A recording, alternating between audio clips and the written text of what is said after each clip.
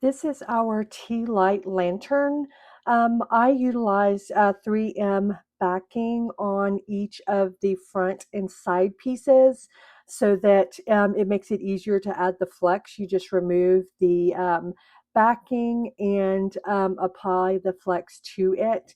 You do not have to do this. You can use super glue, but I just find that the 3M is easier. I only add 3M to the front face and side faces, and you do not use 3M on any of the other pieces because they have pieces that are either visible from the back or visible from the outside of the ornament or do not really need it.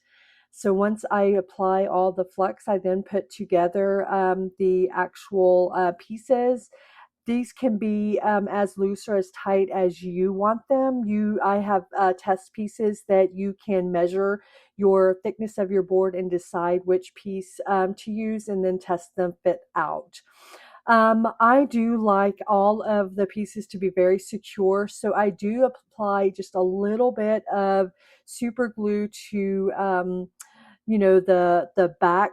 Um, connection, I guess. That is not required. I just, again, do not like a lot of light to show around it. But again, that is totally up to you. Um, and then once you get everything, the bottom piece secure, then you can apply the top piece. I do not apply any super glue to the connections in the tops and bottoms because I am going to be applying a top piece.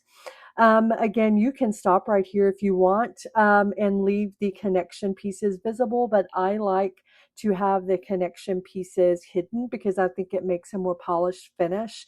It also applies some adhesive to the tops of those connecting pieces so that it is all incredibly secure and sturdy, and it feels like a good sturdy piece whenever you're done. This top piece, again, you can choose to add this additional layer or not.